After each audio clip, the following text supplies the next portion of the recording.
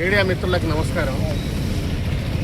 ఈరోజు ఇబ్రహీంపట్నంలో కులం మతం హిందుత్వం అనే పేరుతోటి హనుమాన్ జయంతి అనే పేరుతోటి జాతీయ జెండాకి కాషాయం కలరు జెండాలు కట్టడం అంటే ఈరోజు భారతదేశాన్ని గౌరవిస్తున్నారా లేకపోతే ఈ భారత రాజ్యాంగాన్ని నిలువున కూల్చడానికి ప్రయత్నం చేస్తున్నారనేది మనం అందరం ఆలోచించాలి.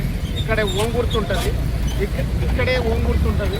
దానికి సపోర్టుగా జాతీయ జెండాను అవమానపరుస్తూ ఈరోజు జాతీయ జెండాకే ఈరోజు కాషాయం జెండాలు కట్టినటువంటి పరిస్థితి ఉంది. మరి ఇక్కడ ఉన్నటువంటి పోలీస్ యంత్రాంగం, ఇక్కడ ఉన్నటువంటి కమిషనర్కి సంబంధించింది, ప్రభుత్వ యంత్రాంగానికి సంబంధించింది, వీళ్ళందరూ కూడా కనబడతలేదా? జాతీయ జెండాను అవమానిస్తుంటే ఈరోజు అవహేళన చేస్తూ ఉంటే హిందూ సమ్మేళనం పేరుతోటి ఈరోజు అదేవిధంగా గ్రామాలలో హనుమాన్ జయంతి పేరుతోటి ఈరోజు జాతీయ జెండాను అవమానించినటువంటి వాళ్ళని ఖచ్చితంగా వాళ్ళ మీద చర్యలు తీసుకోవాలనేది సిపిఎం పార్టీగా మేము ఈరోజు డిమాండ్ చేస్తాము.